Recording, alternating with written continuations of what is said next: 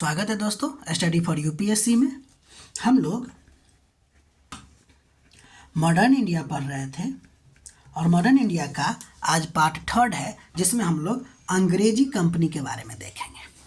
ठीक है, देखिए अंग्रेजी कंपनी को ईस्ट इंडिया कंपनी भी कहते थे।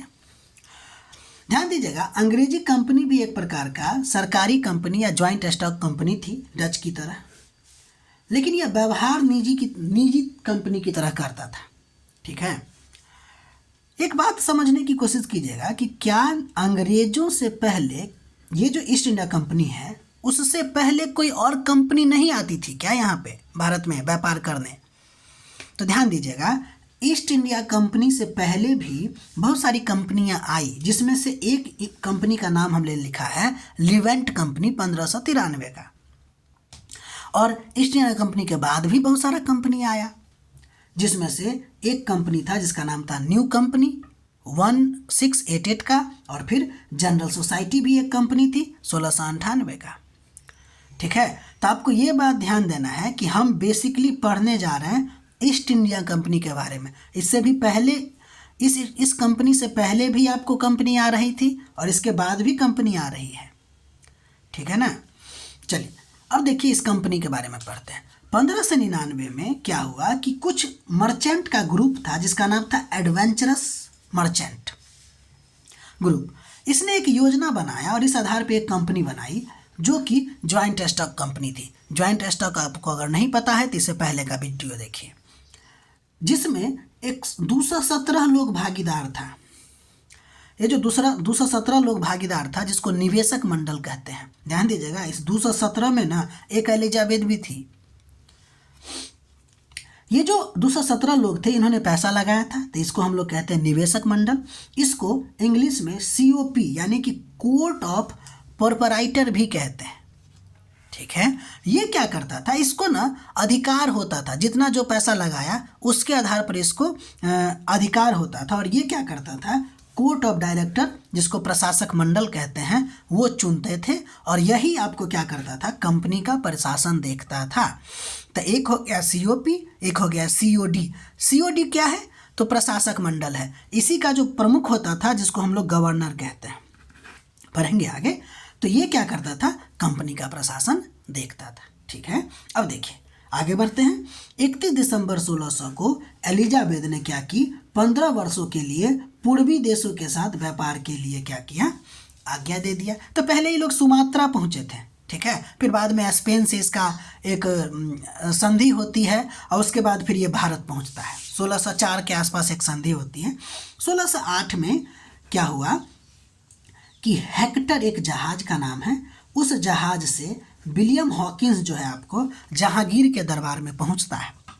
ध्यान दीजिएगा, जब ये जहांगीर आया, जब ये हॉकिंस आया ना, उस समय तक अकबर जो 1605 में ही मर जाते हैं, उसके नाम से हॉकिंस जो है उसके नाम से लेटर लेके आता है। ठीक है, और फिर जहांगीर के दरबार में आगरा में आपको जाता है और फिर वहाँ उससे बातचीत किया जाता है, बातचीत करता है। कहा जाता है वो आपको फारसी में बातचीत किया, जो जहांगीर को बहुत ज़्यादा पसंद है और इसलिए वो बहुत ज़्यादा खुश हुआ और विलियम हॉकिंस को उसने सर की उपाधि शायद दिया था। ठीक है, अब देखिए 1608 में और फिर कंपनी स्थापित करने की भी आपको अनुमति दे दी। 1608 में इसने जब अनुमति मिल गया तो 1608 में भारत में ईस्ट इंडिया कंपनी की पहली फैक्ट्री स्थापित होती है। ओवरऑल पूरे भारत में पूछा जाएगा कि पहली कंपनी जो ब्रिटिश कंपनी थी वह कब स्थापित हुआ, तो 1608 में, और कहाँ, तो सूरत में। दूसरी कंपनी मछलीपट्टनम में, ठीक है, स्थापित हुआ मिडल हॉल के द्वारा। यह आपको दक्षिण भारत की पहली फैक्ट्री थी। ठीक है, अच्छा ध्यान दीजिएगा, इसको जो उपाधि था ना वो इंग्लिश खां की उपाधि दिया था इसको। ठीक है, अब हम आगे बढ़ते हैं। दक्षिण भारत की पहली फैक्ट्री आपको हो गया 1611 में मछलीपट्टनम। 1633 में इसने हरिहरपुर और बालासोर में इसने फैक्ट्री स्थापित किया, जो पूर्वी भारत की पहली फैक्ट्री थी। ध्यान दीजिए, भारत की पहली फैक्ट्री सूरत है और दक्षिण भारत की पहली फैक्ट्री मछलीपट्टनम है। पूर्वी भारत की पहली फैक्ट्री हरिपुर और बालासोर में 1633 में स्थापित करता है। अब आगे बढ़ते हैं। 1639 में इसने मद्रास में आपको क्या किया कि कंपनी स्थापित किया। इसके लिए इसने ना चंद्रगिरी के राजा से जमीन लिया और फिर कंपनी स्थापित करता है और यहीं पे इसने सेंट फोर्ट जॉर्ज की स्थापना करता है। ठीक है। इसके अलावा 1651 में हुगली में इसने कंपनी स्थापित किया और इस कंपनी को स्थापित करने वाला व्यक्ति का नाम था ब्रिजमैन। 1690 के आसपास सूतानाती, कालीकाता और गोविंदपुर में कंपनी स्थापित करता है। बाद में जाब चौरनाक ने क्या किया, आपको इन तीनों गांव को मिला के कोलकाता की स्थापना किया और यहीं पर फोर्ट विलियम भी स्थित था। यानी कि यहीं पे फोर्ट विलियम बनाया गया, जिसका पहला अध्यक्ष आपको आयरकुट को बनाया गया। आप लोग इसको लिखते चलिएगा, ठीक है। अब हम लोग आगे बढ़ते हैं। देखिए, तो ये हम लोगों ने देखा कि ईस्ट इंडिया कंपनी के द्वारा फैक्ट्री जो स्थापित किया गया और कुछ इंपॉर्टेंट फैक्ट। अब देखिए, हम अब ये देखने की कोशिश करते हैं कि ब्रिटिश शक्ति के विस्तार में या विकास में कुछ फरमान बहुत ज़्यादा योगदान दिया, उसके बारे में बात करते हैं। ठीक, तो देखिए, पहला फरमान जहांगीर ने सर टॉमस रो, ये 1615 के आसपास आपको पहुंचा था। 1608 में हॉकिंस पहुंचा, ये 1615 के आसपास में सर टॉमस रो को फैक्ट्री स्थापित करने की अनुमति दी। अच्छा, इसके पीछे एक इंसिडेंट है। ये फिर से अनुमति देने की बात क्या है, ये एक्चुअली हम आगे बताते हैं आपको, लेकिन इससे पहले आपको बता देते हैं। आपको पता है कि पुर्तगाली पहले से यहाँ है। 1608 में जब इसको कंपनी स्थापित करने की अनुमति दे दिया जाता है सूरत में, तो हुआ ये कि पुर्तगाली तो पहले से बैठा हुआ था, तो पुर्तगाली ने जहांगीर को मतलब चढ़ा बढ़ा दिया। उसके वजह से हुआ क्या कि जहांगीर फिर मना कर देता है। तो फिर होता यह है कि स्वाली नामक एक युद्ध होता है। स्वाली नामक एक जगह पे युद्ध होता है जहाँ पे पुर्तगालियों को अंग्रेज जो है वो पराजित करता है, जिससे जहांगीर खुश होता है और फिर आपको इस टॉमस रॉ को क्या करता है, फैक्ट्री स्थापित करने की अनुमति देता है। ध्यान रखिएगा, वो फैक्ट हम पढ़ेंगे आगे। इसके अलावा एक और फरमान है जहांगीर शाहजहां का ही। शाहजहां जो है आदेश देता है 1625 से 50 के आसपास में रहा इसके पास ये आदेश, जिसमें हुआ ये कि हज यात्रियों के सुरक्षा की जिम्मेदारी अंग्रेजों को दिया गया। ठीक है। 1632 ईस्वी के आसपास इसको एक सुनहरा फरमान, गोल्डन फरमान मिलता है मोहम्मद अब्दुल्ला कुतुब शाह से। ये गोलकुंडा का शासक होते हैं। तो 1632 के आसपास इसको एक सुनहरा फरमान दिया जाता है, जिसमें कहा गया कि गोलकुंडा के व्यापार आप कर सकते हैं 500 पैगोडा के बदले और आपको टैक्स फ्री ट्रेड का अधिकार दिया जाएगा। ठीक है। अगर आप 500 रुपया चुका देते हैं, 500 पैगोडा चुका देते हैं, तो आपको टैक्स फ्री अधिकार दिया जाएगा। ये बहुत VVI आपको फरमान है, लेकिन ध्यान दीजिएगा ये सुनहरा फरमान है 1632 का। एक और मेन फरमान अभी हम लोग पढ़ेंगे।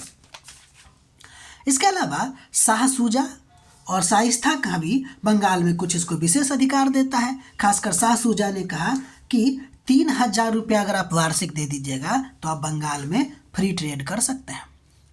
इसके अलावा औरंगजेब 1680 के आसपास अंग्रेजों को जजिया कर देने के एवज में कहा कि हम आपको ट्रेड में प्रोटेक्शन देंगे। ठीक है। अब हम आगे बढ़ते हैं। ये सबसे इम्पोर्टेंट है आपको क्या चीज़, फरमान। ठीक है। इसको अंग्रेजों के लिए ना मैग्ना कार्टा भी कहते हैं। अच्छा, ये मैग्ना कार्टा जो शब्द है ना, ये एक्चुअली हम पॉलिटी में पढ़ते। क्या हुआ कि ये बहुत समय पहले की बात है कि जब वहाँ पे आपको मतलब कि ब्रिटेन में जॉर्ज पंचम का अधिकार था ना, जॉर्ज 5 का अधिकार था ना, तो उस समय क्या हुआ कि अचानक से वो आपको 1688 के आसपास वहाँ पे एक गोल्डन रिवॉल्यूशन होता है, जिसके द्वारा क्या हुआ कि लोगों को एक अधिकार दिया गया लोगों को। पहली बार राजा क्या किया कि कुछ अधिकार दिया, ठीक है। वो जो अधिकार दिया ना लोगों को, उसके लिए हम लोग क्या कहते हैं कि मैग्ना कार्टा, वो वर्ड यूज करते हैं कि एक महाअधिकार है जो पहली बार दिया। इससे हुआ ये कि ये जो गोल्डन रिवॉल्यूशन था ना, उससे हुआ ये कि जो पहले रेक्स लेक्स का लॉ हुआ करता था, यानी कि किंग इज द लॉ है, उससे हुआ कि अब लॉ इज द किंग हो गया, ठीक है।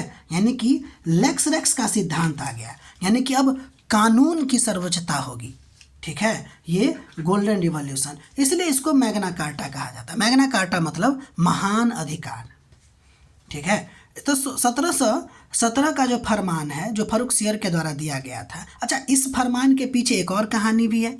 कहानी ये है कि फर्रुखसियर को ना पीठ पे फोड़ा हो गया था, घाव हो गया था। अब पीठ का घाव आप समझ रहे हैं बहुत ज़्यादा तकलीफदेह होता है। वो ठीक से ना सो पाता था, ना कहीं कुछ कर पाता था, ठीक है। पेट के बल लेटे लेटे हालत ख़राब था। तो देखिए, एक डॉक्टर था, शल्य चिकित्सा का बहुत फेमस व्यक्ति, जिसका नाम है डॉक्टर हैमिल्टन। इसने क्या किया ना, उसका चीरफाड़ किया और उसको ठीक कर दिया। बहुत खुश हुआ और 1717 का फरमान दे दिया। ये जॉन सुरमन के साथ ये आपको आया था, ठीक है। अब इसके बारे में देखते हैं, बहुत कहानी हो गया। देखिए, इसके द्वारा क्या क्या बात हुआ, तो बातचीत ये हुआ कि 300 रुपये वार्षिक के बदले बंगाल, बिहार, उड़ीसा में कर मुक्त व्यापार का अधिकार दे दिया गया। देख रहे हैं, मात्र 3000 रुपये में। बंगाल उस समय बहुत ज़्यादा समृद्ध राज्य हुआ करता था, मुगल साम्राज्य का, ठीक है ना। और मात्र अब 3000 रुपया लेगा। आगे बताएंगे बंगाल के बारे में। यही आगे चल के आपको प्लासी का युद्ध और बक्सर के युद्ध का कारण भी बनेगा। आगे बढ़ते हैं। दूसरा, इसके अलावा कलकत्ता में भी कुछ क्षेत्र इसको दिया गया। ईस्ट इंडिया कंपनी को कहा गया कि आप ना कोलकाता में सिक्का जारी कर सकते हैं और उसको हम मान्यता देंगे। और फिर 10,000 रुपया में भी कहा गया कि सूरत में भी आप सूरत में भी आपको व्यापारिक विशेषाधिकार दिया जाएगा, ठीक है। तो आज कहीं वीडियो ज़्यादा लंबा हो गया, इसमें ये सब उतना इम्पोर्टेंट नहीं है। हम लोग आगे बढ़ते हैं। जितना आप लोग को अभी बता दिया गया, आप उसका नोट बनाइए। अगर हमारा प्रयास अच्छा लग रहा है तो लाइक कीजिए, सब्सक्राइब कीजिए, ठीक है। और अपना पढ़ाई करते रहिए। एग्ज़ाम नज़दीक ही आने वाला है, तो रिवीजन भी करते रहिए।